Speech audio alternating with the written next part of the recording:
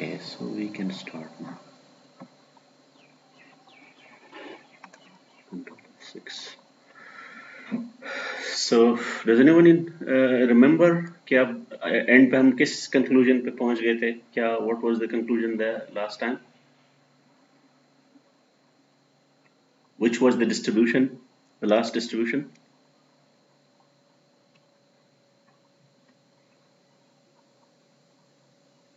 It was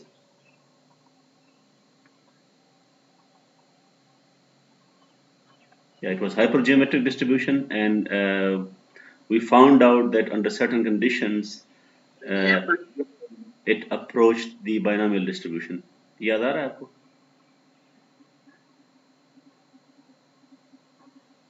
Yes. Yeah. So if the numbers are large, you can simplify your calculations by using binomial.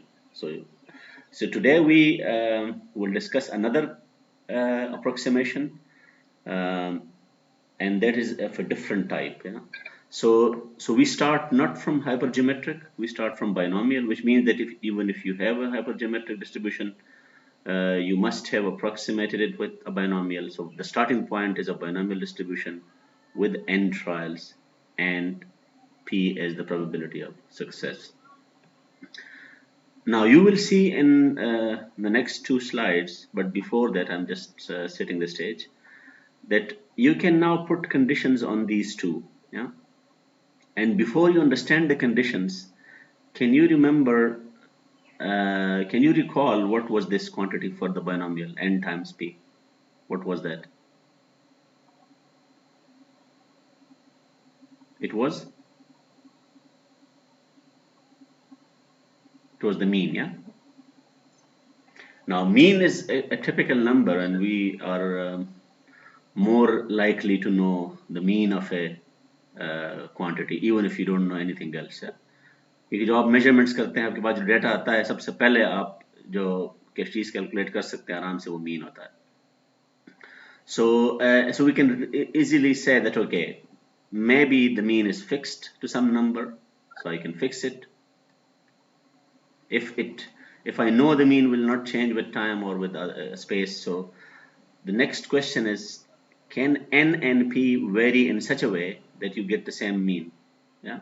So I can now imagine a scenario when where n goes larger and larger, p goes smaller and smaller, and this has to be done in such a way that the product is not changing. ये बात समझ आ रही है आपको? ये मैंने एक दफा पहले भी इस तरह का एग्जांपल दिया था. इस तरह बॉयल्स लॉ होता है ना, कि प्रेशर और वॉल्यूम चेंज होते हैं और उनका प्रोडक्ट चेंज नहीं होता. So and in the extreme case, n can be required to go really large, approaching infinity, and similarly p can go really small, approaching 0, and the product n times p will still be a constant. Yeah? It will be a finite number. So how do we investigate this scenario? The easiest thing is to start with the binomial PGF. Binomial के लिए आप PGF लिख दें, ठीक है? If you remember, it was very easy to write this exponent n is because we have n trials, and because binomial was the sum of n Bernoulli random variables, we just have to recall the PGF of Bernoulli. Yeah, this was the PGF of Bernoulli, and we just raise that to the nth power, and we get the PGF of binomial. So even if you forget it, you see it's so straightforward to recall that. All you need is to remember the connection of binomial with Bernoulli. So look carefully. Z comes from PGF, so that is a variable. Yeah, and there are two parameters in this formula: n, which we require to go large as possible, and the other parameter is p. So we will now ask this n to get larger and ask this p to get smaller, so that their product does not change. यहाँ तक बात clear है सबको? Yes, sir. अच्छा, अब यहाँ पे इस इक्वेशन को गौर से देखें. Even though I have two quantities n and p, and I'm applying limits, but this is imposing a constraint. Yeah? So it would be nice to express one of them in terms of the other. So for example, I can write P as mu over n, yeah, or I can also do n is equal to mu over P. इससे मुझे क्या advantage होगा? Because when I plug this in my formula, I will make sure that I cannot change n and p freely. ठीक है, आप n को increase करते जाए, p को decrease करते जाए, लेकिन free नहीं होगा. Their product is required to be a fixed number. So उसको इंश्योर करने के लिए आप उनमें से एक को एलिमिनेट कर दो ना, right p in terms of n, ताकि आपको p को छेड़ना ही ना पड़े. So फिर आप अप्लाई सिर्फ जो है ना, लिमिट सिर्फ n पे करेंगे. जब आप n पे लिमिट अप्लाई करेंगे, p खुद ब खुद कम होता जाएगा. ये बात समझ आ रही है? So I can now plug this expression of p here, and I get this expression, yeah, 1 plus z minus 1, and p has been replaced with mu over n, और exponent कहीं नहीं गया, और अब मैं limit apply कर रहा हूँ, n goes to infinity. So if you can recall some of your calculus, this turns out to be the exponential. ये बिल्कुल exponential है. आप ये देखो ना, ये something, I can write it down for some of you if you can't seem to recall. You have 1 plus, let's say there is x over n, and if you raise this to nth power, this quantity will approach exponential x as n gets larger. तो अगर आपको ये याद है, तो x की जगह हमारे पास z minus 1 times mu है, वो z minus 1 times mu उधर आ गया. So क्या हो गया इस PGF के साथ? क्या हुआ? PGF में स्टार्ट में कितने पैरामीटर्स थे? 2 थे ना, n और p. अब कितने पैरामीटर्स हैं इस नए PGF में?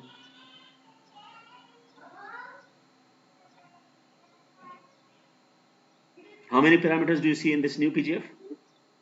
1 ना? और ये 1 इसलिए है कि n and p, the two parameters, actually they collapse into a single parameter. ठीक है, और ये पहले भी हुआ था. आपको याद है HG में कितने पैरामीटर्स थे? This is not something new. We had 3 parameters there as well, yeah. We had Yes, sir. n draws, r favorable items, m total items, and it turned out that, Yes, sir. yeah, you got 2 parameters. So n and r and m both collapse to a single parameter. R over m is a single parameter. And now these 2 parameters collapse into a single parameter, mu. Now what do you expect this mu? अगर ये उधर mean है इधर, तो इस नए PGF में भी ये mean ही होगा ना. Limit में mean का nature तो नहीं होगा. It will still remain the mean, although we can prove that otherwise. And this is what so we now actually have a new distribution, Poisson distribution, Poisson PGF. So we went from hypergeometric to binomial, and now we move from binomial to Poisson. Condition different है, वहां पे इस तरह की condition नहीं थी जिस तरह यहाँ पे है. Now of course ये PGF है, मुझे तो PDF चाहिए ना. मुझे क्या चाहिए होता है आमतौर पे? PDF या CDF मुझे चाहिए होता है. PGF मुझे वो दे सकता है if I just expand this. I just expand it. You know how to expand an exponential, or if you write it in this form where you identify the coefficients of this z to kth, that will be your PDF. So I can recover my PDF. It's up to you. This is how you will write it. X is distributed according to Poisson with parameter mu, which is the mean. Remember, support will be non-negative integers, yeah, because it can start. Remember, binomial का support क्या था? 0, 1 up to n था ना. तो अब इस Poisson का support क्या होगा? Yes, sir. आपने वो लिमिट हटा दिया ना. n will not be finite anymore. That is what we mean by n0. और ये आपकी मर्जी, आप इसको रिस्ट्रिक्शन के फॉर्म में लिखना चाहते हैं या आप फुल पीडीएफ में लिखना चाहते हैं. फुल पीडीएफ में आपको पता है यहाँ पे आपको कुछ कंडीशन लगाना पड़ेगा. This is that Dirac distribution. If you don't like this, you can also replace this with that Everson bracket. Everson bracket में क्या होगा? X must belongs to n0. It's up to you whether you write it this way or that way. ये मैंने इसलिए लिखा है कि आपको ये लास्ट टाइम भी मैंने पढ़ाया था, लेकिन ज़्यादा इंपॉर्टेंट ये है कि whenever we use this name as a function, so it will only mean the restriction, it will never mean the PDF. इसको आप कभी भी PDF ना कहें. ये पूरा PDF नहीं है, इसमें वो क्योंकि सिर्फ नॉन जीरो है। फुल पीडीएफ के लिए आपको ये लगाना पड़ता है, ठीक है। So I can also say that my actual PDF is that restriction, अगर मैं नाम यूज करना चाहूँ तो, times something which will ensure that you get a zero as well, because this thing will never give you a zero. ये बात clear हो गई अभी तक? So we have our PDF, और आप चाहें तो इसका CDF भी कैलकुलेट कर सकते हैं, and try to look at this expression कि इसके साथ हो क्या रहा है. It has this exponential, yeah, so it will, you expect something like that on one side. तो अगर आप सिर्फ यहाँ देखें तो ये, लेकिन ये mu constant, remember, so this will not happen with respect to time or with respect to k, yeah. Mu is a fixed quantity, so you should not bother about that. You should only bother about this mu to k. Mu is raised to the kth power. So इससे आप क्या expect करेंगे कि ये increase करेगा या decrease करेगा, ये जो पीडीएफ है, जब आप, अगर आप सिर्फ इस पे फोकस करें तो, because this will be a constant, yeah. This quantity will go, it will go larger as you increase k, और इसके साथ क्या होगा, ये चूंकि डिनोमिनेटर में है, so it will bring it down. So overall जो है ना, you will have some pattern. अब उस पैटर्न को अगर आपने प्लॉट करना है तो आप प्लॉट कर सकते हैं. ये k की वैल्यूज हैं और ये कुछ वैल्यूज हैं जिसमें हमने बाइनोमियल और पॉइसन को किया हुआ है compare. So can you see that it the approximation gets better and better as n goes larger. n दोनों बाइनोमियल में क्या चीज कॉमन है, कोई बता सकता है इन दो डिस्ट्रीब्यूशन में?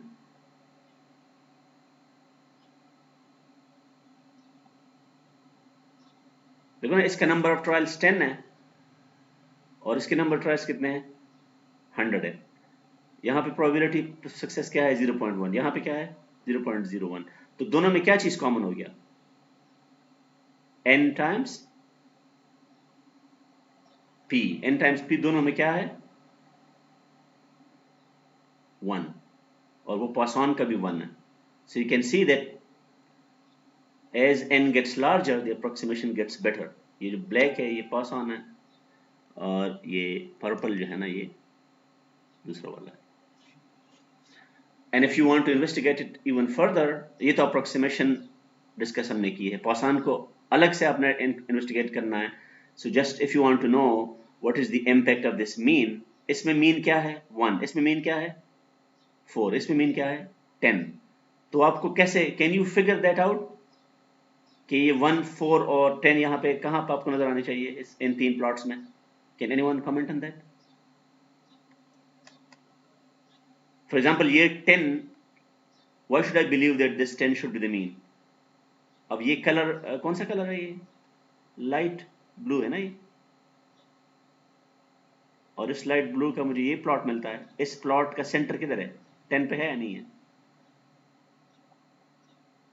So I can expect that to be the mean value. ठीक है. ये पर्पल कलर जो है, पर्पल है या वायलेट है, जो भी आप इसको कह दें, इसका सेंटर किधर है?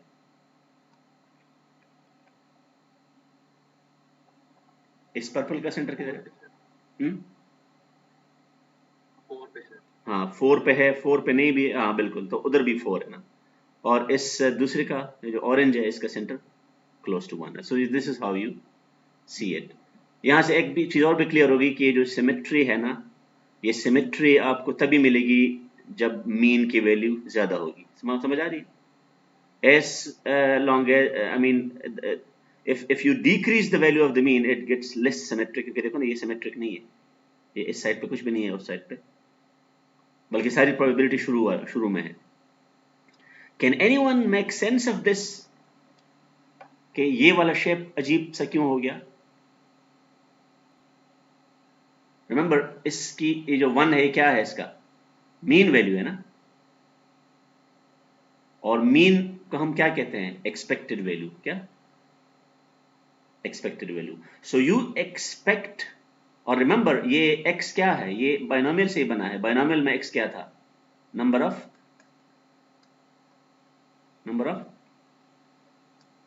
सक्सेसेस, तो ये भी नंबर ऑफ सक्सेसेस होंगे ना, सिर्फ लिमिट चेंज हुआ। So you expect how many successes, one success, that is a small number. So even though all the non-negative numbers are possible, this will have a larger probability. Okay, that is what you expect. And as you increase the mean, the other values are also become likely. ये बात समझ आ रही है? So you should actually think about this and try to make sense of it at home. So let's investigate some more properties, and that is if I start with the PGF क्या था? Let me just write it down. PGF was exponential z minus 1 times mu. That mu is the mean. Of course we have to show that it is the mean, although we expect this to be the mean क्योंकि ये mean n times p था, वो भी mean था, और z ये PGF की वजह से आ रहा है. So all I have to do is to differentiate this once. differentiate करें ये आ जाएगा, twice differentiate करें ये आ जाएगा, z equal to 1, और आपकी properties आप लगा लें तो it turns out something amazing happens here, that both the mean and the variance are the same. This is a property which is only true for this Poisson. बाकी किसी distribution की ये property नहीं है, ठीक है? So it's very interesting, and this is how you can remember it. It is so important in applications that people use this ratio. अब मुझे मेरे पास डेटा आ गया है, मेरे पास क्या आ गया, डेटा, और डेटा को मैं प्लॉट करता हूँ. मेरे पास जब मैं डेटा को प्लॉट करता हूँ, x एक्सिस पे वैल्यूज हैं और y एक्सिस पे फ्रीक्वेंसीज हैं, रिलेटिव फ्रीक्वेंसीज. क्या, तो इस प्लॉट को मैं क्या कहता हूँ, मैंने पहले आपको नाम बताया था, इसको हम कहते हैं histogram. And I just want to know whether this histogram looks like Poisson or not. ये लगता Poisson है, लेकिन ये असल में फ्रेंच ये इस तरह नहीं पढ़ते ना, तो फ्रेंच इस POI को पो ही कहेंगे, Poisson. So if you want to know whether this histogram will look like a Poisson distribution, तो उसका एक आसान टेस्ट ये है कि जब भी आपके पास डेटा होता है, आप इसका मीन भी कैलकुलेट कर सकते हैं और इसका वेरिएंस. ऑफ कोर्स वो स्टैटिस्टिकल होगा, सैंपल मीन और सैंपल वेरिएंस जो आप डेटा से कैलकुलेट करते हैं. किससे? डेटा से. So you just divide the variance by the mean, and that ratio, if that ratio is close to 1, if it is nearly 1, आप कह सकते हैं कि यार ये Poisson की तरह है, ठीक है? This factor is called the Fano factor. So ये बहुत popular है.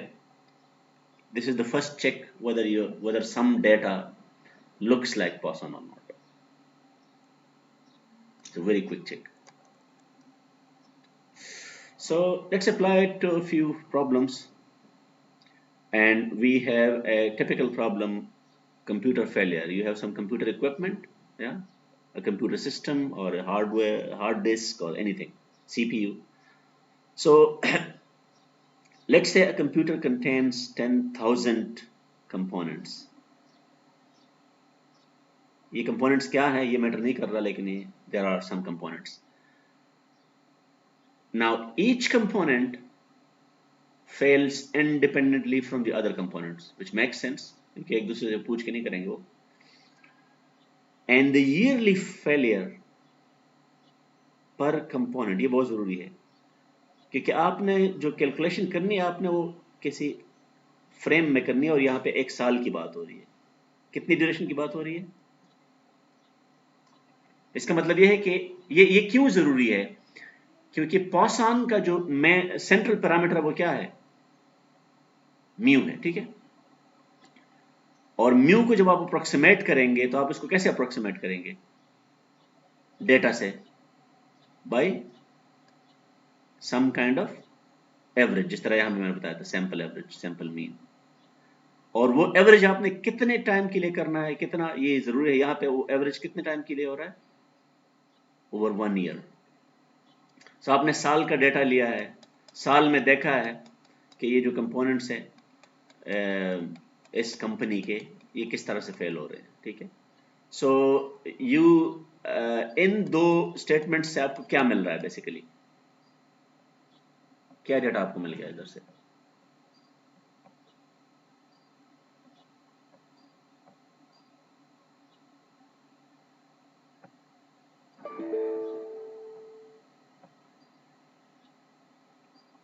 साथ कोई अजीब सा सीन कभी कभी हो जाता है, कोई बग है मेरे ख्याल में।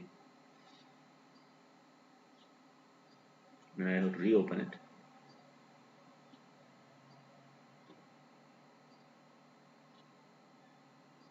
It is so strange that it doesn't even remember the files.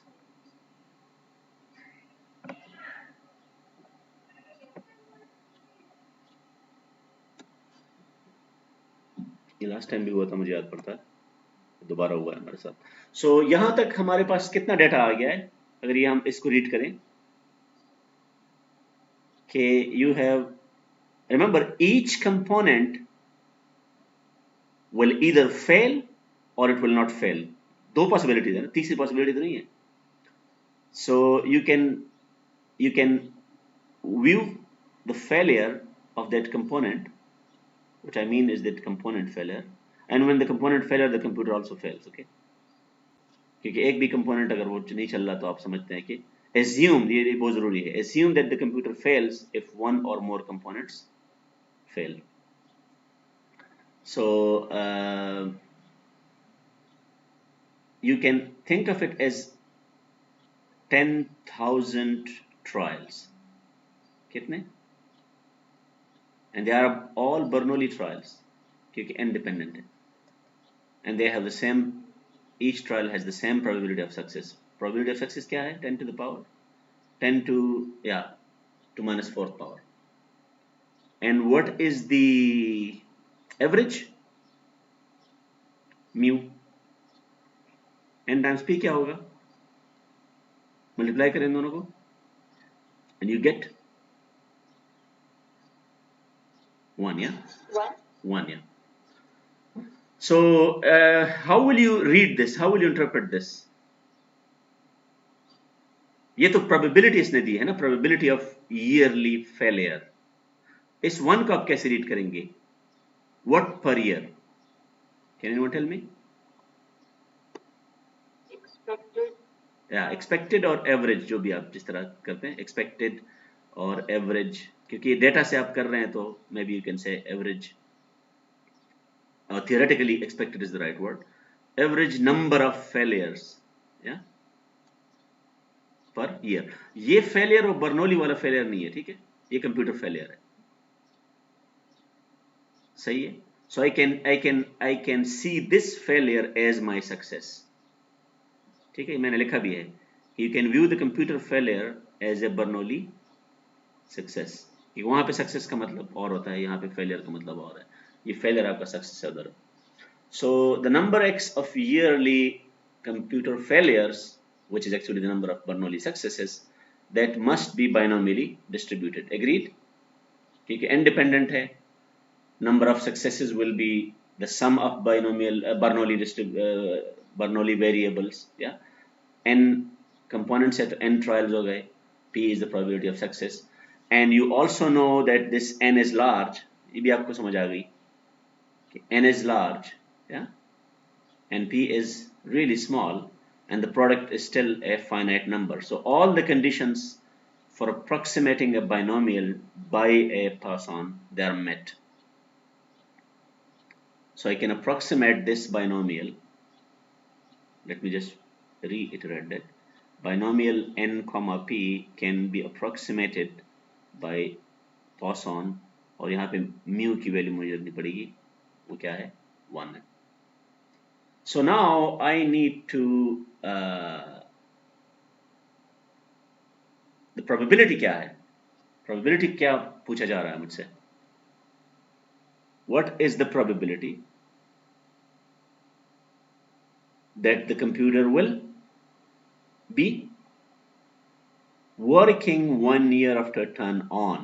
1 साल वही पीरियड है जो ये प्रोबेबिलिटी की कैलकुलेशन में यूज हुआ था. देखो, so you don't need to change anything. अब मुझे बताओ x की वैल्यू क्या मैं रिमेंबर प्रोबेबिलिटी मैं जब कैलकुलेट करता हूं, so I need to say something about x क्या हो ताकि मुझे ये मिल जाए, computer working 1 year after turn on. Can you tell me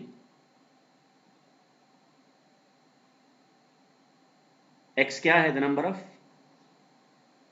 failures. तो नंबर ऑफ फेलियर्स नहीं होंगे ना तब चलेगा ना कंप्यूटर. ठीक है, assumption क्या है? The computer will fail if one or more components fail. एक भी फेल होगा तो फेल होगा. Now because you want your computer to be working, 0 is the value which represents a working computer. ये बात समझ आ रही है सबको? So we are required to find the probability of x is equal to 0 indirectly, because this x is equal to 0 means a working computer,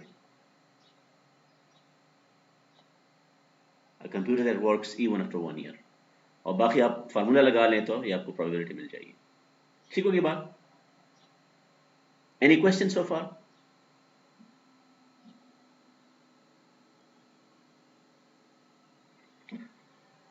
Let's move on to something. Let's say I have a sum of Poisson random variables, yeah? A collection of R Poisson random variables. This R can be 2, can be 3, anything, and they are all Poisson distributed, possibly with different means. ये मैं assume नहीं कर रहा कि सबकी mean same हो भी सकते हैं, नहीं भी हो सकती. ठीक है, and let's say I add all of them. So what will be the PDF of the sum?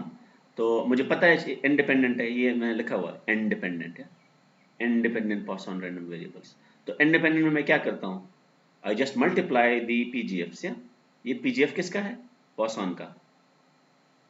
ये हर एक का PGF है, उन सबको मैं मल्टीप्लाई करता हूँ. और remember exponents they will get added when you multiply things. So summation, ये जो प्रोडक्ट है यहाँ पे समेशन की फॉर्म में आ गया. So what can you get from this कि जो नया वेरिएबल है y, इसका मीन क्या होगा? It will be the sum of all the means. ये बात समझ आ रही है? So you learn a new thing. या if you have a sum of Poisson random variables,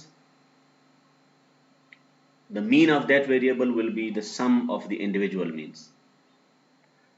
अच्छा, यहाँ पे मैं एक अगर ये assume करूं कि ये सारे means same हैं, ठीक है, so let's say जितने भी हैं mu r up to mu 1, ये सारे क्या हैं?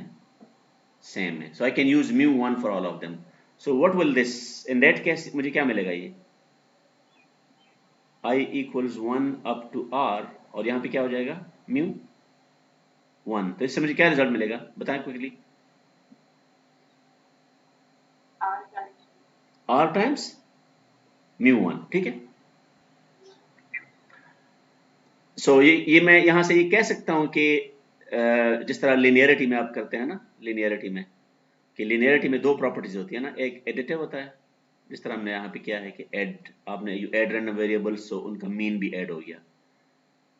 और दूसरा क्या है लिनियरिटी में, जिसको आप क्या कहते हैं? Scaling. Yeah so this looks like scaling. या does it look like scaling?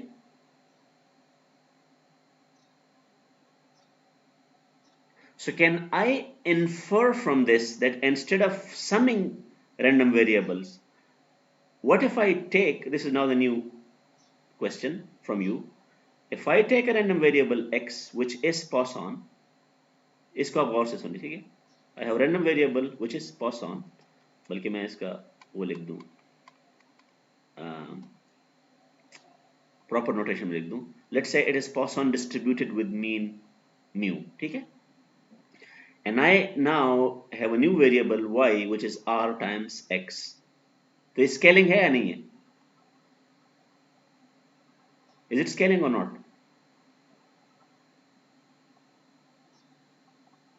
ठीक है. So what do I expect के will this y be a Poisson distributed variable और इसका मीन क्या होना चाहिए r times mu. वही लॉजिक में यूज कर रहा हूं. Is this okay or not? Has anyone a problem with that? मैं यहां पे लिखा भी है, ठीक है. Can we use the above result to suggest that the distribution of a scaled version of which is r times x of a Poisson which has mean mu, can we say that the new variable will be again Poisson distributed and it will have a mean of r times mu? We are using that logic. ये बताएं मुझे ये logic ठीक है या गलत है? Anyone? अगर ठीक है तो क्यों ठीक है और गलत है तो क्यों गलत है? बताएं, शाबाश.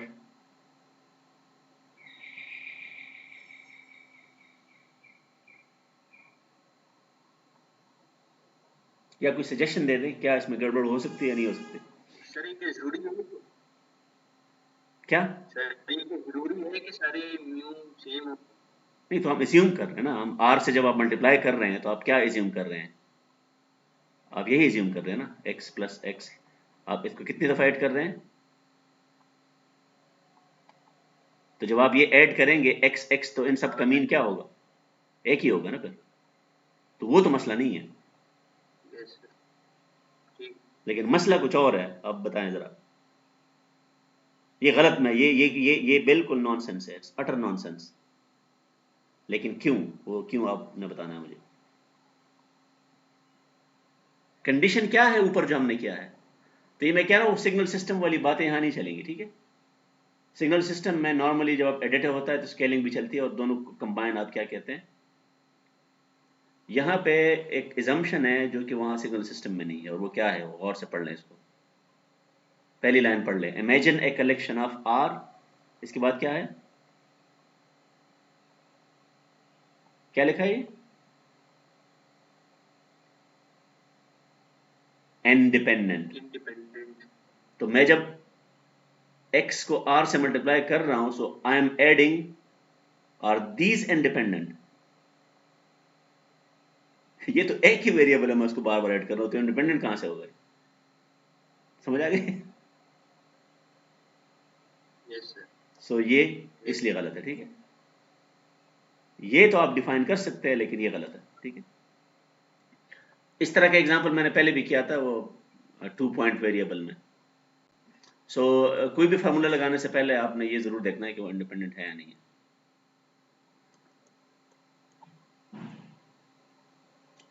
लेकिन लेकिन लेकिन लेकिन there is always a but. Okay, ये कंडीशन जो है ना किसके लिए थी?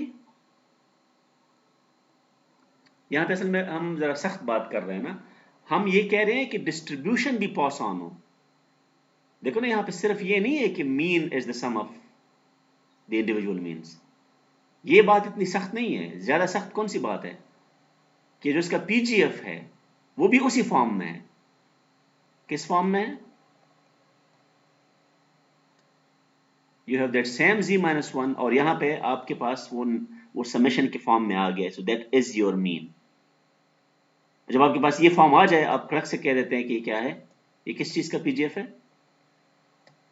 पॉसन का. हम ये नहीं कह सकते क्योंकि इसके लिए क्या रिक्वायरमेंट है? हम मल्टीप्लाई कर रहे हैं. मल्टीप्लाई हम क्यों कर रहे हैं? क्योंकि सम था और ये सम के केस में हम मल्टीप्लाई तब करते हैं जब हमारे पास कौन से वेरिएबल्स हो? इंडिपेंडेंट हो. अब आप जरा एक और चीज की तरफ आ जाएं. आप जब वेरिएबल्स को ऐड करते हैं, ठीक है, you are adding variables irrespective whether they are independent or not, or you want to find their mean value या expectation. तो expectation is always linear whether these are dependent or not, whether these are independent or not. ये बात समझ आ गई? So the expectation of a sum will always be equal to the sum of expectations, which means that as far as the mean of that is concerned, if I take x to be a Poisson random variable with mean mu, And if I define y as r times x, and these are not independent, the mean of y will still be equal to r times the mean of x, which means r times mu लिखने में कोई मसला नहीं है, क्योंकि ये result कहां से आ रहा है? Linearity of the E operator, वो कोई assumption नहीं है उधर। गलती हम तब करते हैं जब हम कहते हैं कि नहीं ये y भी पॉसॉन है और उसका मीन क्या है, तो ये गलत है। Can you distinguish between these two problems? ये गलत है और ये क्या है, ठीक है, क्योंकि इसके लिए मुझे इंडिपेंडेंस नहीं चाहिए, इसके लिए मुझे सिर्फ ई का, और ई हमेशा लीनियर रहेगा। E does not care whether you are dealing with dependent variables और इंडिपेंडेंट वेरिएबल्स। अच्छा, अब आप के जहन में एक क्वेश्चन जरूर आना चाहिए कि हमने ये मैथमेटिक्स तो कर लिया ना, कि we started with binomial and we say that okay n is really large, p is really small, and this is in such a way that n times p is still finite। ये हमने कर तो दिया है, लेकिन इसके लिए हमें क्या जस्टिफिकेशन है? ये तो जिसको पता है वही आपको बताएगा ना, समझ आ गई? जिसने ये कभी जिंदगी में नहीं किया है वो आप ये कैसे आप how can you come up with these limits? ठीक है, सो ये मतलब there must be a background. तो बैकग्राउंड अब आपको समझ आ जाएगी कि नॉर्मली हमारे पास फिजिकली चीजें क्या होती है। You have things happening over time, या चीजें टाइम में हो रही होती हैं, आप उसको टाइम में देख रहे हैं, या चीजें स्पेस में हो रही होती हैं, आपका डिफरेंट व्यू होता है। अच्छा, ये भी हो सकता है कि टाइम में भी हो रही हो, स्पेस में भी हो रही हो, दोनों चीजें आपको चाहिए ना, तो उससे फिर आपका पॉइंट ऑफ व्यू चेंज होता है। So if I now can you give me an example of why it's important to see things happening in time or in space? ये सिंबल आप कहाँ यूज करते हैं फिजिक्स में?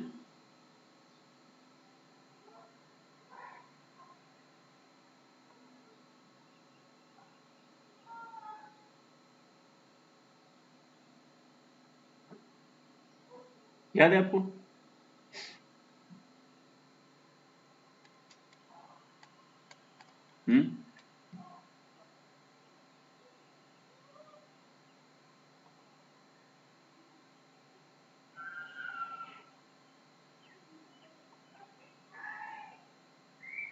So if you recall this, you see this as force, and force can be, ये मैं उसको detail में नहीं जा रहा, force can be integrated over time when you see this as something happening over time, and you can also see integrate this over some region of space। ठीक है, यहाँ पे आपको क्या मिलता है और यहाँ पे आपको क्या मिलता है? Can you recall that? इधर क्या मिल रहा है, इधर क्या मिल रहा है? लेट्स से ये भी फ्रॉम सम रीजन है और ये सम इंटरवल है ओवर टाइम। ये क्या देता है और ये क्या देता है? Can anyone recall that?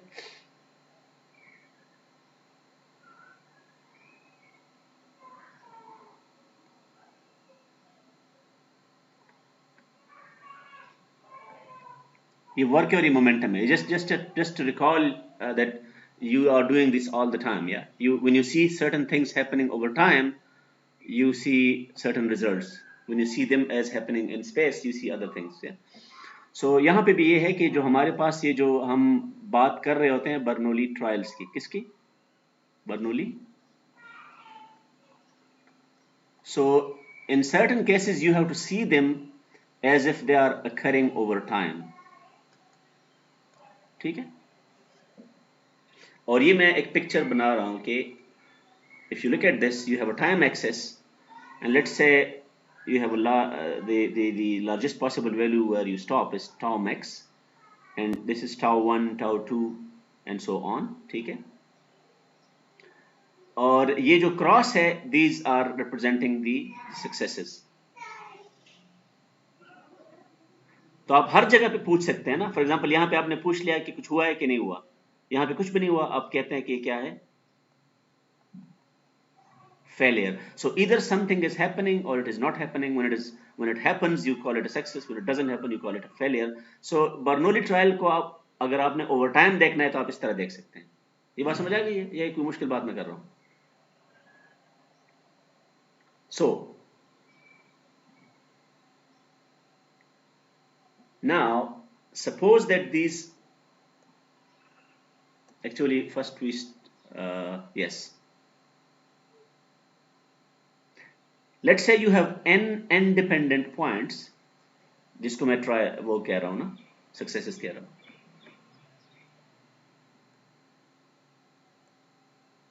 बल्कि आप इसको सक्सेस फिलहाल ना कहें, एक सेकंड, फिलहाल इसको आप सक्सेस ना कहें क्योंकि अभी क्वेश्चन गौर से हमने पढ़ना है. You just think of them as n independent points, and let's say you want to place them randomly. You want to place those points randomly, और इसमें आपने इसको यहाँ पे एक इंटरवल डिफाइन किया हुआ है 0 और यहाँ पे क्या है tau max, और यहाँ पे randomly आपने पॉइंट्स वो फेंकने हैं, कुछ इधर आ रहा है कुछ इधर आ रहा है. ठीक है. Now such points are usually called arrivals of, normally we use a counting process. We are actually counting कि कौन सा इधर आ गया है कौन सा इधर आ गया है. ठीक है. बेसिकली हो ये रहा है कि यहाँ पे आप एक टाइम इंटरवल इसमें से सिलेक्ट करेंगे कि इस टाइम इंटरवल में, लेट्स से ये कह रहे हैं कि ये फॉर एग्जांपल ये अभी आपने हमारा लेक्चर शुरू हो गया, ये स्टार्ट है, ये तो पूरा टाइम एक्सेस है ना. सो और ये स्टॉप है, मैं यहाँ पे फोकस कर रहा हूँ, लेट्स से ये सुबह या शाम है, और इस दौरान क्या कितने उन पॉइंट्स में से जो इंडिपेंडेंट ट्रायल पॉइंट्स है उनमें से कितने यहाँ पे आ रहे हैं. ये बात समझ आ गई है? You can think of these n as n customers. अगर आप इसको समझना है, लेट्स से मैं आपकी जिंदगी में आसान कर देता हूँ. लेट्स से आप एक काउंटर पे बैठे हैं मेट्रो में, ये मेट्रो का काउंटर है, और मेट्रो में लोग इस्लामाबाद के कहीं से या पिंडी कहीं से भी आ सकते हैं. So this you should think of this n as the possible customers in that region. और आप जिस टाइम में आप बैठे हैं, लेट्स से आपकी ड्यूटी है 5 PM से 6 PM, ये 1 घंटा आपको काम करना है. तो इस विंडो ऑफ टाइम में इन कस्टमर्स में से कस्टमर्स आपके पास आ रहे हैं. तो जब आता है कस्टमर आप क्रॉस लगाते हैं. अब समझ आ रही है बात? This is actually the setting. So we think of a counting process, और जब भी कोई पॉइंट आता है हम उसको क्या कहेंगे, टर्मिनोलॉजी हम उसके लिए क्या यूज करेंगे, arrival. Now if you partition this interval into a large number of short intervals, जिस तरह यहाँ पे मैंने किया हुआ है, ये शॉर्ट इंटरवल्स हैं और सब का साइज क्या है, इंटरवल का लेंथ क्या है, t. So do you agree that this t will be, क्योंकि अगर इन सब का इंटरवल का लेंथ क्या सेम है, तो टोटल लेंथ क्या है इंटरवल का, टोटल पॉसिबल लेंथ क्या है from 0 to the largest possible value, t max minus 0 हो गया. और आपने कितने इंटरवल्स बनाए हैं, n. So t max over n will give you the length of each interval. Remember, you are partitioning this long interval into n short intervals, and because they are all of the same length, so the length of each interval is tau max over n. Question ये है, what is the probability of observing exactly k points or k arrivals, if you want to use the terminology, in duration t. आपने यहाँ पे fix किया है कि इस duration में, जिस तरह मैंने एग्जांपल दिया था काउंटर वाला, इस विंडो ऑफ टाइम में कितने कस्टमर आ रहे हैं, और टोटल पॉसिबल कस्टमर्स n हैं, दिस लार्ज नंबर. आपके पास जो पॉसिबल टाइम है, फॉर एग्जांपल आप पूरे साल या जो है ना उसका देख रहे हैं, आप 200 साल देख रहे हैं, आपने उनमें से एक विंडो ऑफ टाइम चूज किया है ऑफ लेंथ t, और आप कह रहे हैं कि यार n में से कितने कस्टमर्स इधर आ गए. So do you understand the setting now? And we want to know the probability. So do you agree with me that if we think about any single point, ask about any single point, and when you say place at random, ये पहले भी मैंने hypergeometric distribution में बताया था, what do you mean by placing something at random? हाइपरज्योमेट्रिक में गया था, draw at ड्रॉ रैंडमली था ना, तो यहाँ पे क्या है, प्लेस एट रैंडम। जब भी हम ये यूज करते हैं हमारे जहन में क्या होता है, यूनिफॉर्म डिस्ट्रीब्यूशन। क्या कि this point can be located anywhere along this interval, इनमें से कहीं पे भी आ सकता है। अब आपके पास टोटल इंटरवल्स कितने हैं यहां से यहां तक, ये इंटरवल्स कितने हैं जिसमें हर एक का लेंथ क्या है, t है। ये कितने इंटरवल्स हो गए आपके पास, यू हैव n इंटरवल्स। आपके पास एक पॉइंट है, वो n में से किस इंटरवल में आएगा, किसी भी एक इंटरवल की प्रोबेबिलिटी क्या हो जाएगी, बताएं।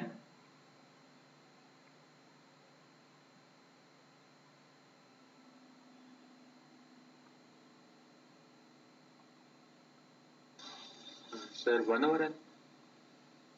1/n। और t क्या है, t is tau max over, नहीं मैंने क्या किया था, एक सेकेंड,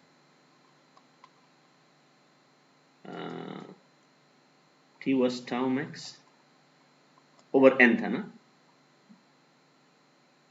हाँ बिल्कुल। तो ये मैंने t ओवर tau max लिखा है, ये 1/n ही बनता है ना, ठीक है। सो यहां से क्लियर है कि चूंकि ये यूनिफॉर्म है, so you get 1/n, that 1/n is also equal to t over tau max, and this will be your probability of success. The probability success मैं इसलिए कह रहा हूं कि अब आपने ये कह दिया कि ये जो टाइम इंटरवल है इसमें एक पॉइंट आया है, एक point, you have one success. अब आप इसको सक्सेस कह रहे हैं, क्योंकि अगर ये कहीं और जाता है तो फिर ये सक्सेस नहीं होगा। ये बात समझ आ रही है? So you see this arrival as a success only if it arrives in your interval of interest. Every other point, लेकिन ये बताइए हमने एक के लिए किया है ना, 1/n is the probability of a single point। जो बाकी पॉइंट्स है वो भी तो आ सकते हैं ना इस इंटरवल में, उनको कोई रोक सकता है।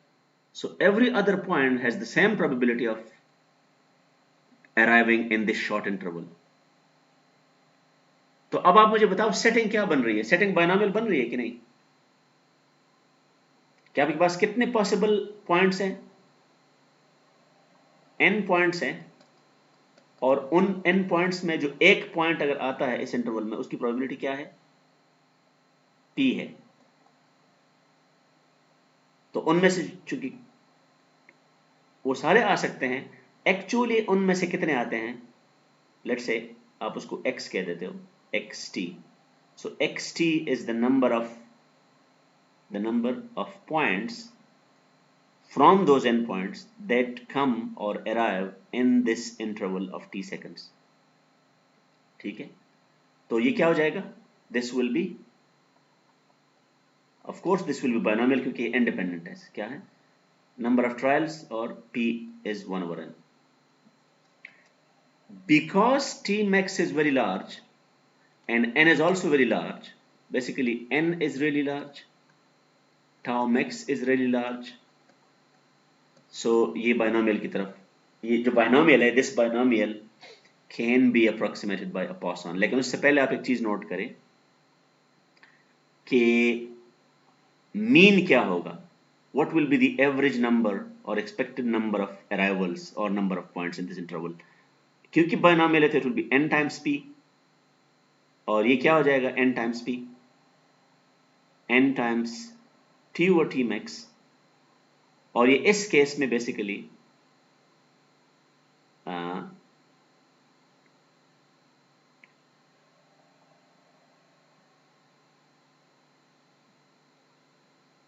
yeah, this looks like 1, yeah।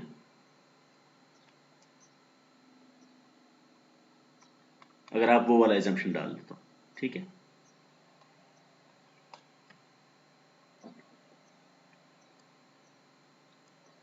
But we want to see it from a different angle। I would like you to see it this way।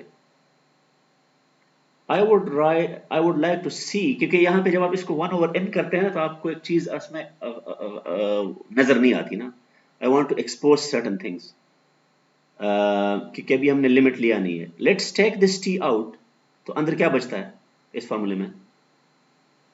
n divided by tau max.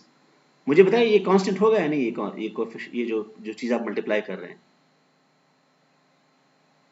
क्योंकि यहाँ पे मैं इसलिए ये नहीं कर रहा ना, क्योंकि I want to keep this T open. अगर मैं इस टी को ओपन करना चाहता हूँ वेरिएबल के तौर पे, सो फिर ये टी ओपन हो जाएगा और ये n over tau max can be a constant, it is some constant multiplied by time. So basically you have a mean that is increasing with time linearly। ये बात समझ आ रही है? You have a mean that increasing with time linearly, और जो constant है वो क्या है? n over tau max. तो अगर मैं इसको लेमडा कह दूं, lambda times t, lambda will be the slope of that line. I can identify this lambda as the average number of points arriving per unit interval। अगर unit second है तो पर सेकंड हो जाएगा। यहां पे एक चीज इंपॉर्टेंट है कि ये आप किसी भी इंटरवल t में कर देंगे तो ये सेम आंसर मिलेगा। So that's why I just right xt। So it doesn't matter कि आप ये इंटरवल आप यहां ले रहे हैं या यहां ले रहे हैं, ठीक है, या यहां ले रहे हैं, किसी भी जगह पे आपने इंटरवल लिया, सिर्फ लेंथ ऑफ इंटरवल इंपॉर्टेंट है। इस प्रॉपर्टी को आप सिग्नल सिस्टम में क्या कहते हैं? कोई याद आ रहा है आपको? Time time invariance. क्योंकि अगर एक सिस्टम की प्रॉपर्टीज है ना, तो वो प्रॉपर्टी अगर वो टाइम इनवेरिएंट सिस्टम है तो वो आप अभी इनपुट दे दे या घंटे बाद दे दे या 10 साल बाद दे दे, ठीक है ना। तो सिर्फ स्टार्टिंग पॉइंट इंपॉर्टेंट है, टी नॉट और टी फाइनल। ये टी नॉट, ये इनपुट आप इस टाइम पे दे रहे हैं या पहले दे रहे हैं, दे शुड नॉट चेंज, ठीक है। तो यहाँ पे भी ये है कि what we are doing here is it does not depend on time. तो अब आपको थोड़ा सा मिल रहा है फील के ये अब आपको ये जो हमने स्टार्ट में जस्टिफाई किया था ना कि बाइनोमियल से जब हम जा रहे थे तो we said that okay n is really large, p is really small and n time. अब आपको समझ आ रही है कि इसकी क्या लॉजिक बन रही है, ठीक है ना। ये n वो नंबर ऑफ पॉइंट्स थे क्योंकि आपके पास वो टाइम बहुत ज्यादा था। So you can think of a large number of customers इन इस्लामाबाद, ठीक है, a large number of molecules, a large number of components in a computer that could fail, yeah? और हर एक की प्रोबेबिलिटी, अब इमेजिन करो आप किसी जगह बैठे हैं काउंटर पे या कोई भी बैठा है और आप एक पर्टिकुलर कस्टमर की बात करते हैं कि ये वाला कस्टमर जो कि G9 में रहता है इस घर में और इसका ये नाम है, उसकी प्रोबेबिलिटी क्या है? वो बहुत स्मॉल होती है क्योंकि that is just one of a large number of customers, ठीक है। और आपका टाइम विंडो भी बहुत शॉर्ट है compare to the full time span. So p is really small, n is really large, और in spite of that small probability, because the numbers are large, in that time interval the average number of arrivals or the expected number of arrivals is still finite, it is still a reasonable number। ये बड़ा interesting है ना। मतलब आप ये देख लें कि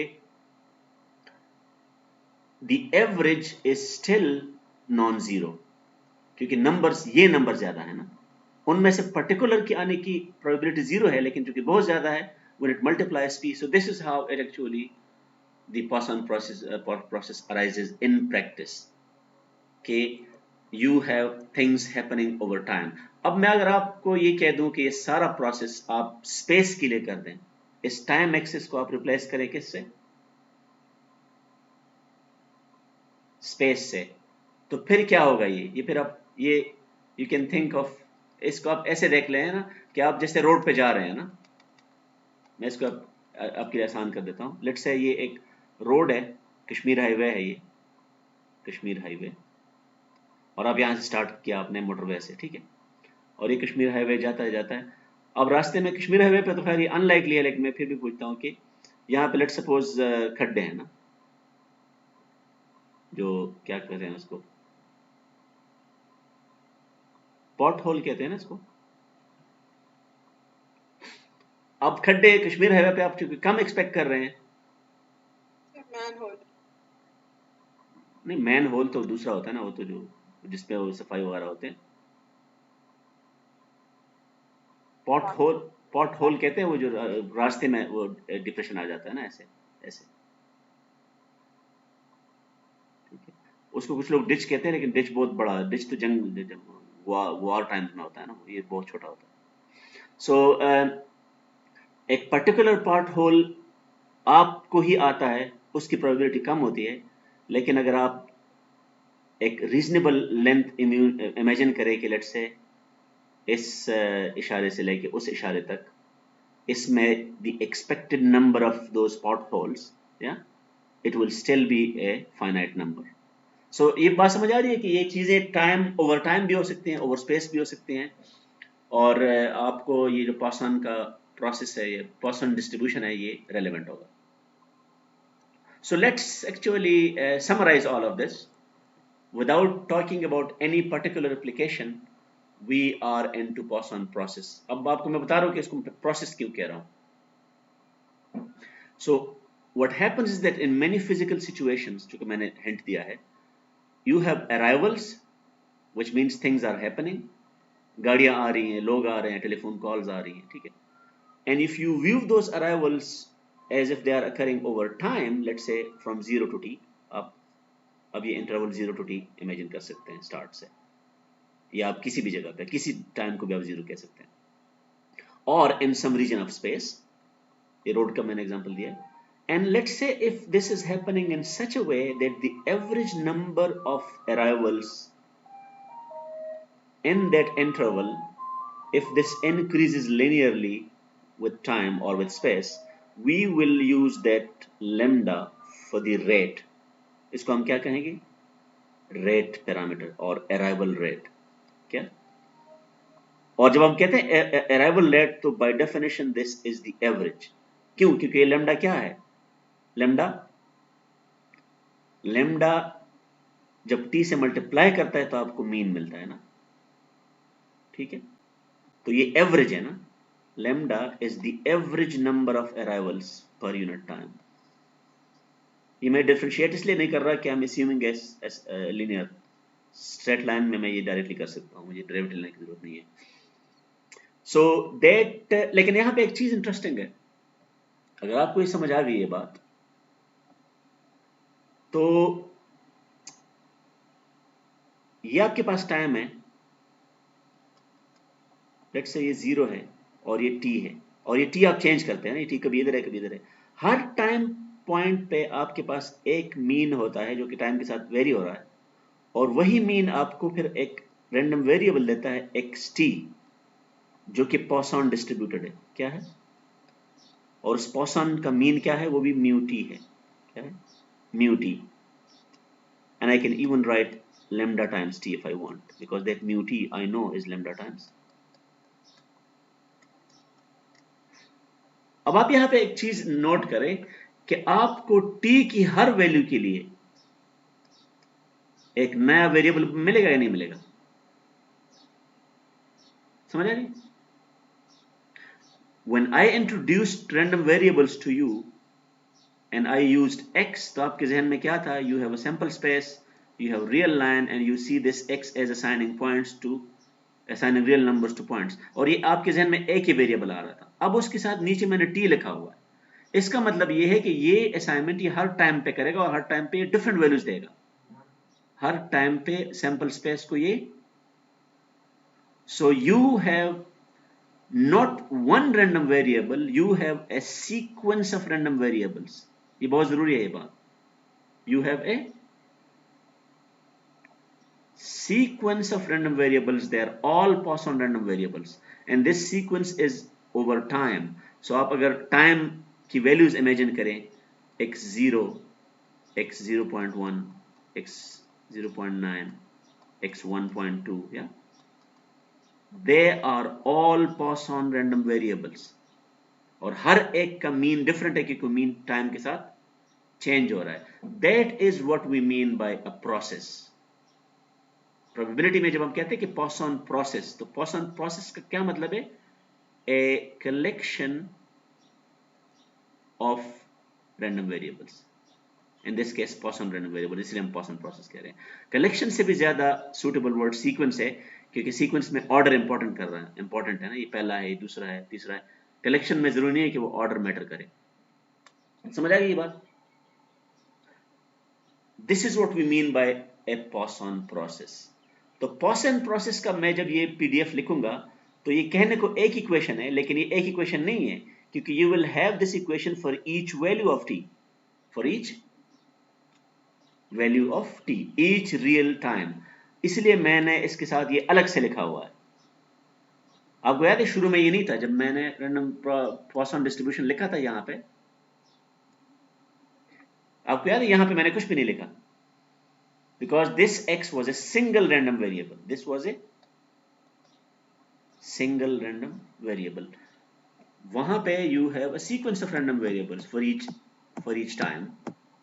और इसीलिए this is not one equation. These are actually, this is an infinite number of equations for each value of t, and that's why we call it a process.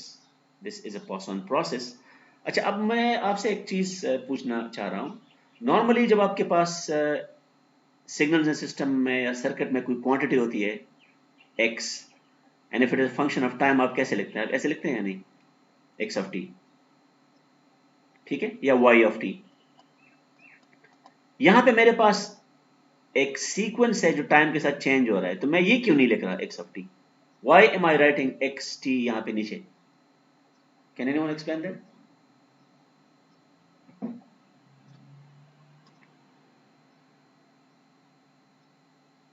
Anyone?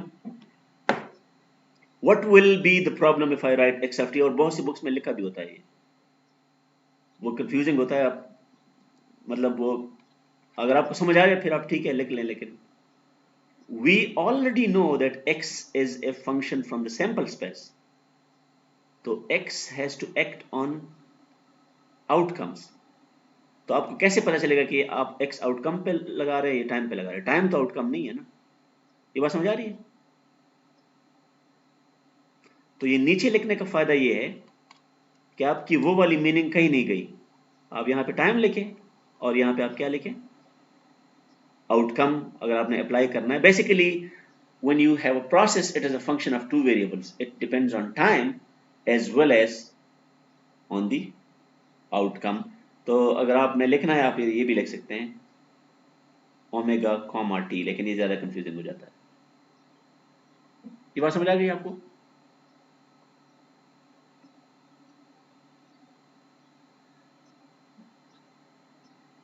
And typically we call the, generally तो हम वो जो points है या events है उनको हम arrivals कहते हैं, लेकिन चूंकि पॉसन प्रोसेस है तो we call them Poisson arrivals. In this context we call them.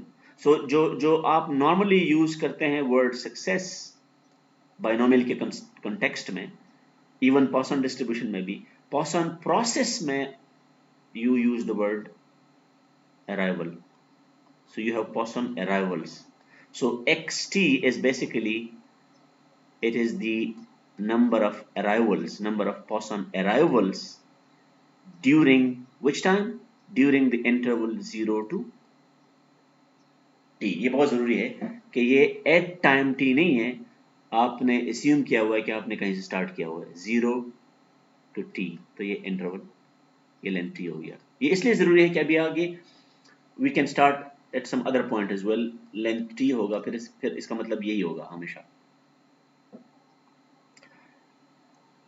If you want to see how it, a realization of how it could look in some real experiment, ये इस तरह होगा। Can anyone try to explain कि ये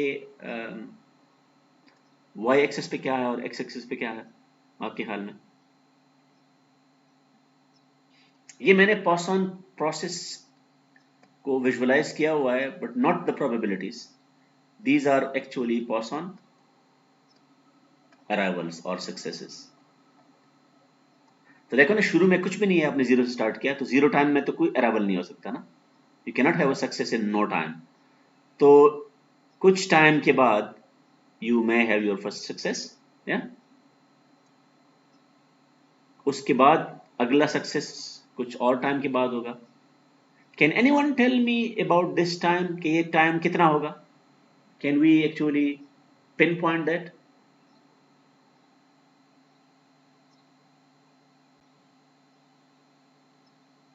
ये deterministic होगा या नहीं, या रैंडम होगा, ये बताओ. Will this be deterministic or a random variable? क्या होगा ये आपके ख्याल में?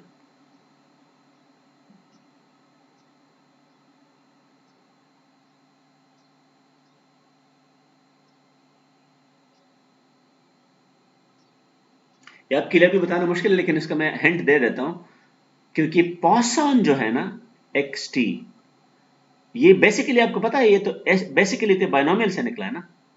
तो बाइनोमियल में you have the number of successes और arrivals in some number of trials, n trials, और वो n trials आप over some time देख रहे हैं, ठीक है. तो ये टाइम कितने टाइम बाद आएगा, इन अदर वर्ड्स कितने ट्रायल्स आपको लगेंगे वो पहला सक्सेस मिलने में. आपको यहाँ पे कुछ आ रहा है, the number of trials until you get your first success, ये याद आ रहा है आपको? ये क्या था, कौन सा वेरिएबल था ये?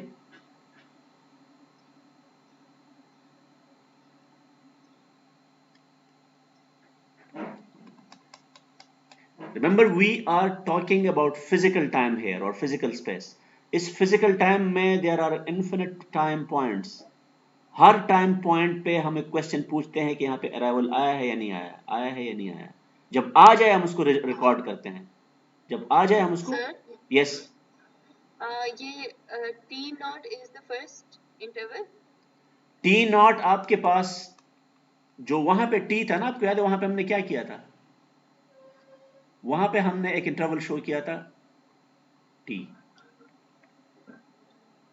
और बाद में हमने क्या किया था कि आप इसी को 0 मान ले और इसको T मान ले, ठीक है. अब आप ये T आप तो दे सकते हैं, आप कहने को कोई भी इंटरवल ले सकते हैं, लेकिन उस इंटरवल में अराइवल होगा या नहीं होगा ये आप कह सकते हैं गारंटी के साथ? नहीं, बिल्कुल नहीं. तो ये बेसिकली एक रैंडम टाइम है. This is the time until you get your first success. तभी तो सक्सेस आपको नजर आया होगा. एंड सर ये W0 W1, इस पे मैं आता हूं, लेकिन आप पहले इस पे फोकस करें ना. ठीक है. तो But, T नॉट के टाइम में कोई हमारे पास नहीं है, बिल्कुल T नॉट जैसे खत्म हुआ है, we've got our first success. हाँ, लेकिन मैं आपको ये बता रहा हूं कि why should this T not be random, ये मैं बताना ये चाह रहा हूं. तो कहने को तो ये फिजिकल टाइम है, लेकिन जब आप इसको जूम करेंगे, इफ यू जूम दिस, तो बेसिकली आपके पास वही टाइम एक्सेस आ जाएगा थोड़ी देर पहले. Let me show you. यही टाइम एक्सेस आ जाएगा, और इसमें उसमें पहला अराइवल आता है या नहीं आता ये आपके पास नहीं है. तो रिमेंबर, आप इसको अगर सक्सेस कहते हैं, क्या कहते हैं?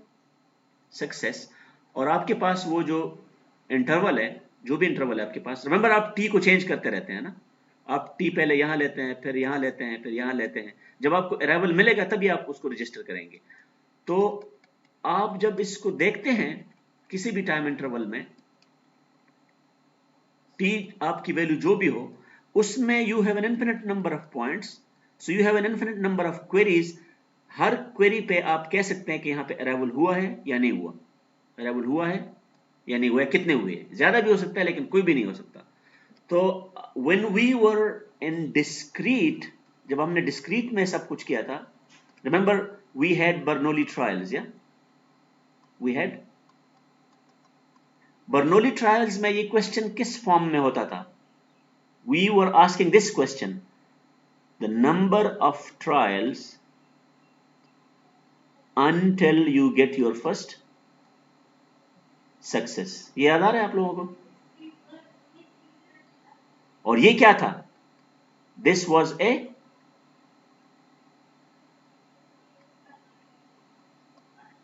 a geometric random variable. अब ये जियोमेट्रिक वेरिएबल यहां पे एक फिजिकल टाइम के फॉर्म में आ जाएगा, instead of asking for trials, क्योंकि ये डिस्क्रीट प्रॉब्लम रहा नहीं ना, ये कंटिन्यूस प्रॉब्लम बन गया। टाइम तो कंटिन्यूस क्वांटिटी है ना, agreed? Physical time is a continuous quantity. So instead of number of trials until the first success, you are now asking this question: the time, the physical time in seconds or in minutes, whatever your unit is, until the first arrival. अब समझ आ रही है बात? तो अगर number of trials random है geometrically, तो टाइम भी तो रैंडम है ना, ये नॉन रैंडम तो नहीं हो सकता, it will also be a random variable. Random variable क्या है ये बाद में हम देखेंगे, लेकिन just to make sense of this plot, कि इस प्लॉट में मैंने एक टिपिकल सिनेरियो प्लॉट किया है, लेकिन इसका मतलब ये नहीं है कि ये रैंडम नहीं है, ये एक सिनेरियो मैंने नोट किया। अगले दफा हो सकता है ये, फॉर एग्जांपल लेट्स से ये टी नॉट यहाँ पे जब मैं रिकॉर्ड कर रहा था तो ये 5 मिनट्स था, क्या था, 5 मिनट्स। ये एक्सपेरिमेंट जब मैं अगली दफा करूंगा तो हो सकता है ये 2 मिनट में हो जाए, या ये 10 साल में भी ना हो जाए। ये बात समझ आ रही है?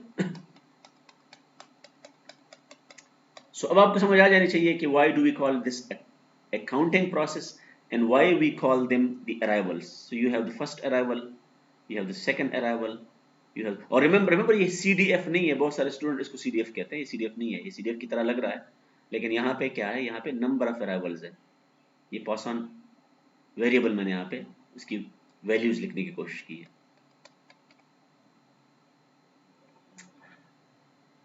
अच्छा, ये जो कॉन्सेप्ट है ना, things happening over time or a sequence of random variables, हमने किया तो ये Poisson के लिए है। but you can have any random variable, you have a sequence of random variables. In general, a sequence of any random variables, yeah, or any sequence of random variables, it is called a random process, ठीक है? हम इसको stochastic process भी कहते हैं। For example, ये जो basically underline तो आपके पास बर्नौली रैंडम वेरिएबल्स है ना। So if we think about the sequence of Bernoulli random variables which are actually giving rise to these Poisson arrivals, तो वो आपके पास कौन सा प्रोसेस बन जाएगा, बर्नौली प्रोसेस। अब पता है हम जब बर्नौली ट्रायल्स की बात कर रहे थे कि पहला ट्रायल, दूसरा ट्रायल, तीसरा ट्रायल, तो अगर आप हर ट्रायल पे पूछ रहे हैं कि इसका सक्सेस इंडिकेटर क्या है, या K1, K2, K3 जिस तरह हम कह रहे थे, so if you take a sequence of all these, this will give you a random process, and in that case this will be a Bernoulli process. तो जिस तरह Poisson process है, you can have a Bernoulli process, you can have a binomial process, you can have any process. कोई question है तो पूछ लें before I move on to the next point, that is also very important.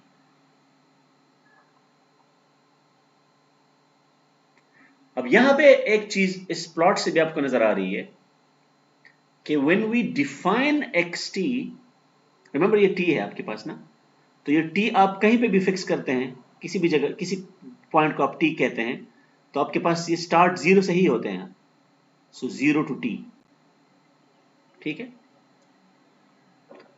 अब ये तो आपको पता है ना कि इसका अंडरलाइन जो बैकग्राउंड है वो बर्नौली ट्रायल्स है सारे, ये सारे क्या है, a large number of Bernoulli trials, जिसमें आपको एक सक्सेस मिल गया इधर। So because all the Bernoulli trials are independent and they are identically distributed, remember lambda change नहीं हो रहा, lambda is a constant by assumption.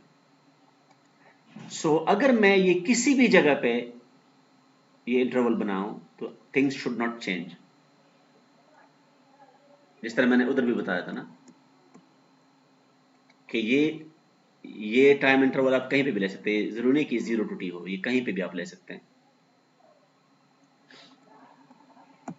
So if I do that, in that case, let's say मैं आपकी आसानी के लिए ये interval ले लेता हूं, मैं स्टार्ट इधर से करता हूं और मैं इस इंटरवल की बात कर रहा हूं और इस इंटरवल को मैं t कह देता हूं, ठीक है। तो ये क्या होगा, let me call this T, let me call this S. अगर मैं इसको एस कह दूं, फॉर एग्जांपल 0 0 0 और यहां तक क्या हो गया, ये इसको मैं क्या कहता हूं, एस। तो अगर ये इंटरवल टी है तो इसको मैं क्या कहूंगा फिर, एनीवन? ये टाइम है, फिजिकल टाइम है ये, it will B S plus T ना, समझ आ गई? तो इस पॉइंट पे जो यहां पे वैल्यू होगी वो क्या होगी, that will be x S, क्योंकि मैं नीचे टाइम लिख रहा हूं ना, और एस एस प्लस टी पे वैल्यू क्या होगी, that will be x S plus T.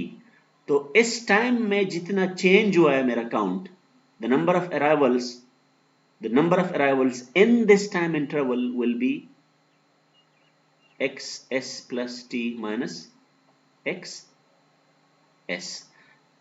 Because this is an increment, these are called Poisson increments. Poisson increments. किसी भी दो टाइम्स पॉइंट्स के दरमियान, एक मेरे पास पॉइंट s है टाइम पॉइंट, दूसरा पॉइंट s plus t है, लेंथ ऑफ इंटरवल क्या हो गया, t. So I want to know the change in the Poisson random variable, which is the Poisson increment. So if I want to find the distribution of their change being x, because these are independent and time invariant, time पे ये doesn't matter कि आप कहाँ से start कर रहे हैं, you will basically get the same distribution. और ये basically वही memoryless property है जो हमने उधर पढ़ी थी। ये क्या है, ये memoryless property की वजह से हो रहा है कि it doesn't matter at what point you are asking this question. So stated in other words, the Poisson increments are independent and identically distributed. Literature में आपको ये मिलेगा, another way of saying that is that you have stationary increments. जो probability में आपको time invariance की जगह आपको probability में ये नाम मिलेगा, stationary. क्या? Stationary. ये बात समझ आ गई है? मैं अभी एग्जाम्पल देने लगा हूं कि कहां कहां पे ये चीजें हो रही है, इस तरह की पॉसन प्रोसेसेस आपको कहां मिलेंगे। सो यस, मेरा क्वेश्चन है कि ये जो ऊपर ग्राफ, सॉरी ये जो प्लॉट बना हुआ था उसमें वेर सेइंग कि t0 जैसे है फर्स्ट सक्सेस के बाद there is t1 next interval and so on, so can we call it okay ये this is a sequence of geometric, like does this become a geometric process then, like हर अच्छा ये वैसे very interesting question. आपके जहन में ये variables आ रहे हैं ना कि t0 t1 t2, ये सीक्वेंस ऑफ रैंडम वेरिएबल्स है ना। It looks like geometric but it is not, क्योंकि जियोमेट्रिक में डिस्क्रीट होता है ना, number of arrival, number of trials until the, ये चूंकि कंटिन्यूअस है ना, तो ये एक और चीज बन जाएगी, अभी आगे आ रहा है, but it's a very good question. ठीक है, it will be something but it will be a continuous quantity. और आपने चूंकि W का भी पूछा है, तो W और T में सिर्फ ये फर्क है कि W यहां से स्टार्ट होता है और इधर से ही हम इसको काउंट करते हैं, तो W0 W1 W2 W3 ये स्टार्ट इधर से हो रहा है। W1 फॉर एग्जांपल W2 कौन सा इंटरवल होगा, length, it will B from this point two this point, इसको मैं W2 कहूंगा, और यहां से यहां तक ये कितना हो जाएगा, W3। ठीक है, ये इसलिए जरूरी है कि ये जो T है ना, ये बिटवीन अराइवल्स है, ये दो अराइवल्स के दरमियान है, कंसेक्यूटिव, सो इसको कहते हैं इंटर अराइवल टाइम। इन को क्या कहते हैं, इंटर, एक नाम भी है इंटर अराइवल टाइम्स। और आप सजेस्ट करें कि W इनको मैं क्या कहूंगा, W0 W1, अगर मैं इनका एक सीक्वेंस बनाऊं तो इनको मैं क्या कहूंगा, कौन से टाइम हो जाएंगे, these are simply the arrival time. ये वो टाइम है जिन पे अराइवल हो रहा है, पहला अराइवल, दूसरा अराइवल, तीसरा अराइवल, तो वो आप यहाँ रजिस्टर कर रहे हैं W1 W2, लेकिन T1 का मतलब पहला अराइवल नहीं है, T1 का मतलब पहले और दूसरे अराइवल के दरमियान टाइम है। ये बात समझ आ रही है? T2 का क्या मतलब है? The time between the second arrival and the third arrival and so on. So let's discuss a few scenarios। और आप रेडियो एक्टिव डिके आपने कभी फिजिक्स में नाम सुना होगा, ये कार्बन डेटिंग में यूज होता है। So you have a large number of radioactive atoms, and they can actually they emit alpha particles, and because there is a large number of them and randomly the emissions are random, and the probability of a particular particle being emitted is really small, so वही scenario n large p small, so the number of alpha particles emitted per second, हमारे जहन में हमेशा एक interval होना चाहिए, वो second है, मिनट भी हो सकता है। so this will be a Poisson variable, इसका कोई अपना मीन वैल्यू होगी, बल्कि मीन वैल्यू अब ना कहें आप, लैम्डा कहें अराइवल रेट, क्योंकि मुझे पता है कि मीन वैल्यू टाइम के साथ मीन आपका टाइम डिपेंडेंट हो जाएगा lambda times T.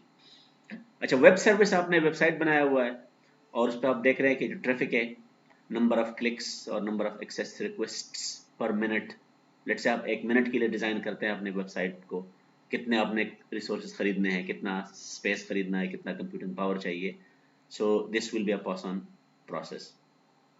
Toll plaza पे आपने टूल प्लाजा डिज़ाइन करना है एक हाईवे पे, वहाँ पे number of cars, number of automobiles एक पर्टिकुलर मिनट में, सॉरी एक मिनट में the average number of arrival rate, उससे तो वहाँ पर देखिए जितने भी आप डिज़ाइन करते हैं फैसिलिटीज, हॉस्पिटल हो, टोल प्लाजा हो, शॉपिंग है ना, ग्रोसरी स्टोर हो एंड सो ऑन। ऑप्टिक्स में इंटरेस्टिंग, इलेक्ट्रिकल इंजीनियरिंग के लिए बड़ा इंपॉर्टेंट है नंबर ऑफ फोटॉन्स, क्योंकि ऑप्टिकल कम्युनिकेशन में यू हैव फोटॉन्स, या and let's say you have a surface and the photons are hitting it, so the number of photons hitting the surface, अब वहाँ पे एक एरिया आपने fix करना पड़ेगा कि किस एरिया की बात हो रही है, और ओवर पर सेकंड, कि 1 सेकंड में कितने फोटॉन्स आ रहे हैं, उससे आपको आइडिया हो जाएगा कि यार ये सिग्नल है या नहीं है, ठीक है। This is related to communications, the number of photoelectrons generated at receiver in a short duration। ये दोनों एप्लीकेशंस हम आगे जाके आपको ज़्यादा क्लियर हो जाएगा, फिलहाल आप इसको सिर्फ number of electrons, number of photons and so on. Short noise आपने नाम सुना हुआ है इलेक्ट्रॉनिक्स में? शॉर्ट नॉइज नाम किसने सुना हुआ है?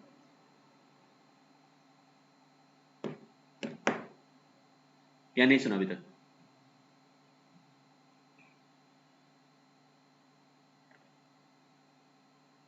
आप जिस चीज को करंट कह रहे हैं ना, करंट या इलेक्ट्रिक करंट, उसमें आप रैंडमनेस की बात इसलिए नहीं करते क्योंकि you have a large number of electrons and they are actually flowing and so on. So when you are into, let's say, nano circuits, like you have microwave circuits and you have high speed, so let's say the time interval is 1 nanosecond, 1 nanosecond, उस nanosecond में the number of electrons emitted by some junction or passing through a tunnel junction, tunnel आपने tunnel diodes हो सकता है पढ़े हो, so this becomes actually and these are random, ये आपके जो जितने भी इलेक्ट्रॉनिक्स के फार्मूलेज हैं ये उस पर फिट नहीं होते, ये Poisson प्रोसेस ही होता है, so you have to analyze that by probability। Materials में हम जरा स्पेस में आ जाते हैं। Let's say you have a steel rod from A company, और उस स्टील रॉड में आपने देख लिया कि 1 मीटर में या पर सेंटीमीटर में कितने क्रैक्स आ सकते हैं, defects, so this will be a Poisson random variable and a Poisson process if you think of it over that length।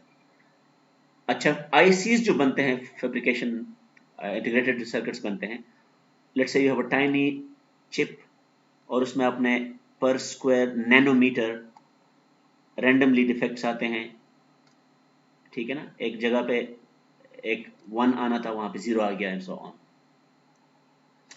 So you remember those connections are at the crystal level, so any defect can be a serious problem for you.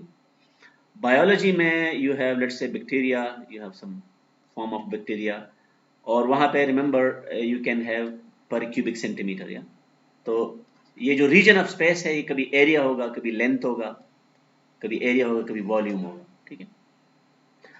आपको एक और example मैं देता हूँ, population density. आपने let's say load shedding का आपने schedule बनाना है, ठीक है. तो लोड स्केड्यूल उसमें लोड शेडिंग में आप क्या देखेंगे, फॉर एग्जांपल एक रीजन के बारे में कि इस रीजन में डेंसिटी किस चीज की होगी, इसको हम क्या कहते हैं, population, the number of people, yeah, the number of inhabitants per cubic meter, for example, yeah. So that will also be a Poisson process, and under, of course, under certain assumptions. तो मेरे ख्याल में we are done with time.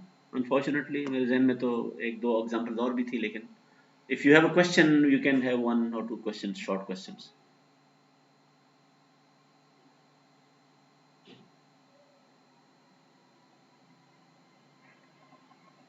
Poisson process, remember, it is so important for electrical engineers. You can see it as the bread and butter of electrical engineers, because almost all of your communication theory is based on this.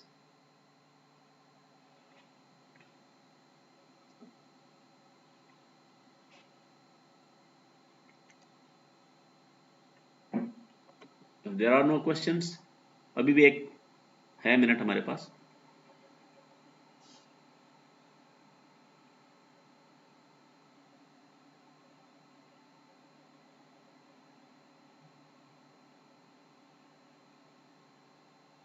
So let me actually end this.